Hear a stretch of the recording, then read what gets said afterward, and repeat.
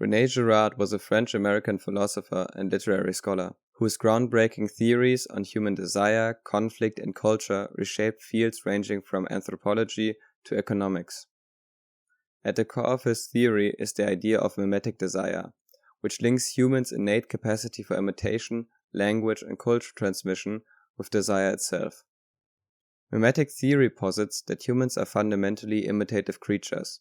This idea dates back to ancient thinkers such as Aristotle, who articulated this perspective in the Poetics. Imitation is natural to man from childhood, one of his advantages over the lower animals being this, that he is the most imitative creature in the world, and learns at first by imitation. Girard argues that discussions about imitation often overlook how we mimic not just actions but also the desires of others, a process that can cause competition and conflict. When individuals imitate each other's desires, they may end up wanting the same things, which can quickly turn them into rivals as they pursue identical goals. Girard differentiates between imitation and mimesis. Imitation typically describes the beneficial replication of behavior, while mimesis conveys the adversarial dimension of rivalry. Girard identifies this dynamic as mediation, the process by which one person's desires influence another's, often without either party fully realizing it. When imitation extends beyond actions to the realm of desire, the model or mediator becomes a hidden force, directing the aspirations of those who emulate them. Girard highlights how this is particularly visible in advertising. Brands leverage celebrities to mediate consumer desires, essentially encouraging the audience to mimic the celebrity's preference for the product. The promotion hinges not on the item's actual merits, but on the implied message. If this admired person wants it, so should you. In his literary analyses, he explores this dynamic through works like Don Quixote. The protagonist's aspirations are not self-generated but shaped by mediation, specifically his emulation of the fictional knight Amadis de Gaula. Quixote adopts the life of a wandering knight, not out of genuine personal desire, but to imitate his idealized model. Crucially, the two characters exist on separate narrative planes. They never interact, and therefore their mediated relationship avoids descending into rivalry.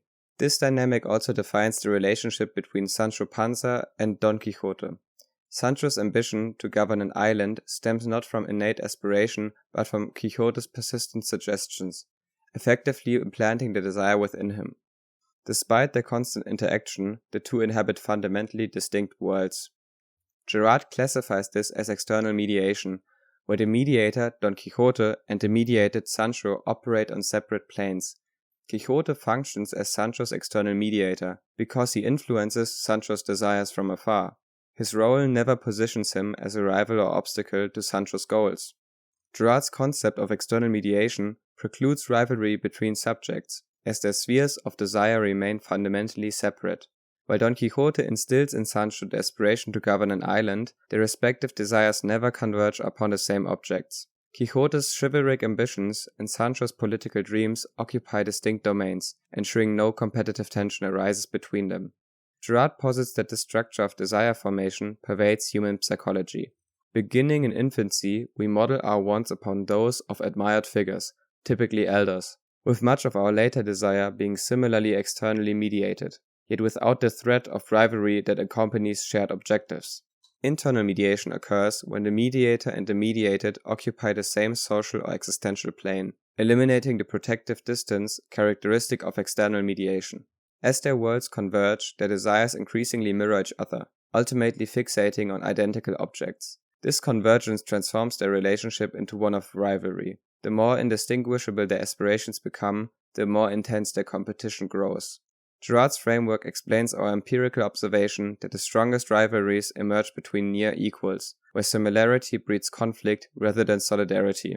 Girard's concept of internal mediation reveals a fundamental paradox of human desire. The very act of imitation that connects us to others ultimately drives us into competition with them.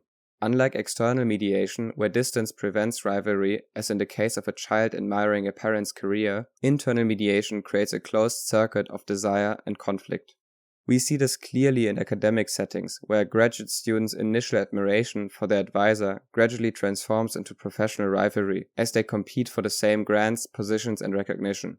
The same pattern appears in the nursery, when one child's imitation of another's desire for a particular toy instantly creates conflict. What begins as emulation inevitably becomes competition, precisely because the participants occupy the same social space and pursue identical goals. Girard finds this pattern repeated throughout modern literature because it reflects a basic truth about human psychology. Our desires are fundamentally mimetic, and our closest models often become our greatest rivals. The more perfectly we imitate someone, the more likely we are to eventually clash with them.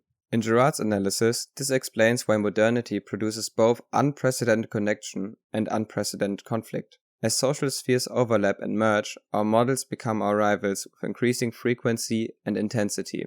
Girard argues mimetic desire can escalate until we desire not just what our models have, but to be them, what he calls metaphysical desire. In advertising, consumers may desire a celebrity's identity more than the product they endorse. The original object becomes merely a symbol of this deeper longing to possess the model's perceived essence. This shift from wanting things to wanting someone's very being intensifies rivalry, since the model now represents both an ideal and an obstacle. For Girard, this explains modern dissatisfaction. We are caught in impossible quests to become those we imitate. While external mediation avoids conflict, internal mediation breeds rivalry. Metaphysical desire, however, escalates beyond mere competition into complete fixation and hatred toward the mediator. As the subject longs to become the mediator, this impossible aspiration renders the mediator both idol and enemy, the living barrier to unattainable transformation. While external mediation avoids conflict, internal mediation breeds rivalry.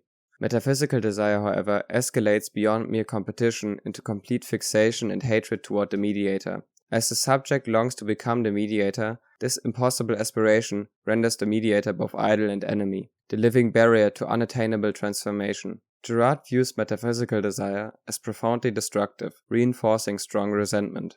In Dostoevsky's Notes from Underground, he identifies the unnamed protagonist as embodying this condition perfectly. Consumed by self-loathing and the impossible yearning to become another, the character ultimately turns his fury outward, declaring war on existence itself. For Girard, this tragic alienation springs from the unbridgeable gap between the self and the idealized other one longs to be. Girard's psychological framework reveals how internal mediation and metaphysical desire inevitably culminate in conflict and aggression. As imitation homogenizes human desires, individuals increasingly covet identical objects, transforming society into a Hobbesian battlefield of universal rivalry. This escalating mimicry erodes social distinctions while amplifying competitive violence to potentially catastrophic levels. Faced with this existential threat to communal stability, Girard's central question emerges. What mechanisms allow societies to resolve these destructive mimetic crises? Unlike Enlightenment thinkers who attributed the resolution of communal violence to social contracts, Girard proposes a different idea. Violence often ends through redirected violence. As mimetic rivalries intensify, they reach a crisis point threatening social collapse. The community spontaneously channels all its aggression onto a single victim, or scapegoat. Former rivals unite as allies in the sacrificial violence, creating sudden solidarity through shared persecution. Girard terms this mechanism scapegoating, evoking the ancient ritual where a goat symbolically bore communal sins before being exiled or sacrificed. The scapegoat's expulsion or death serves a cathartic function by purging collective tensions and miraculously restores peace and social cohesion. Girard emphasizes that the scapegoating mechanism only functions when unconscious. The community must genuinely believe the victim deserves punishment, perceiving them not as an innocent sacrifice, but as a genuine transgressor whose crimes caused the crisis. Before Christianity, Girard argues, the concept of an innocent scapegoat was nearly unthinkable. This collective self-deception is crucial. By convincing themselves the victim is truly guilty, the community maintains the illusion that the violence is justified, and that eliminating this culprit will restore social harmony. The process depends entirely on this misrecognition. Were the victim's innocence recognized, the cathartic effect would vanish. Girard posits the scapegoat mechanism as the primordial engine of civilization.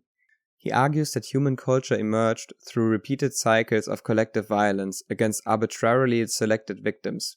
His hypothesis extends deeper into evolutionary history. He suggests proto-human groups first achieved minimal social cohesion through similar violent purgings. The temporary peace following these sacrificial crises created the necessary stability for rudimentary cultural institutions to take root. In Girard's anthropological vision, civilization didn't arise from reasoned agreement, but from the cathartic aftermath of communal murders that redirected internal tension outward onto expendable victims. Girard acknowledges this mechanism's inherent instability. Because mimetic desire perpetually regenerates conflict, societies periodically renew the scapegoating process to maintain order. This cyclical pattern explains both culture's violent foundations and its perpetual need for sacrificial renewal. The scapegoat mechanism produces a paradoxical sacred transformation.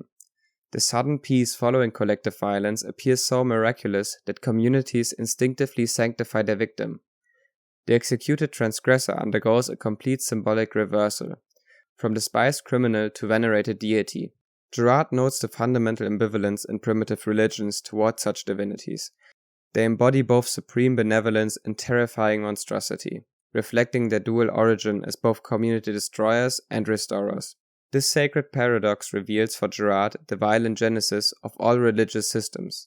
Cultures emerge through ritualized violence that later mystify its own origins through worship.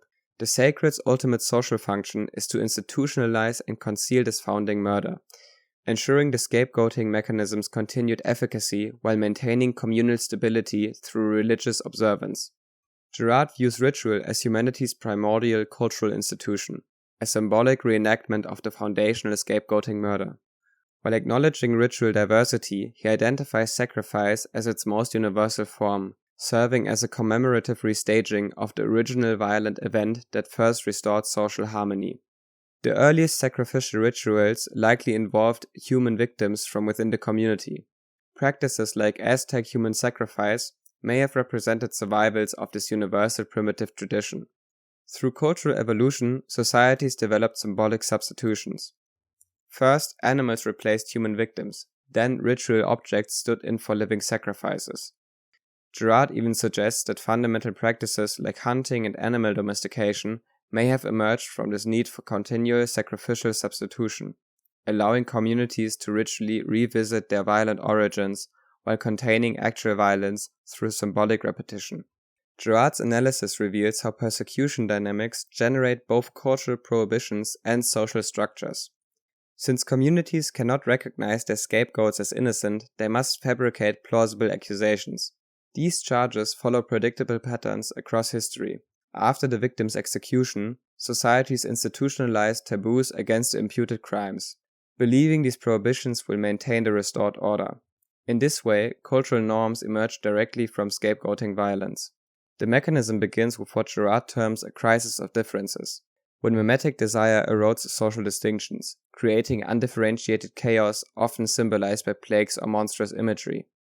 The sacrificial killing resolves this crisis. Simultaneously, it re-establishes social hierarchies, reinstitutes cultural boundaries, and creates the illusion of returned natural order.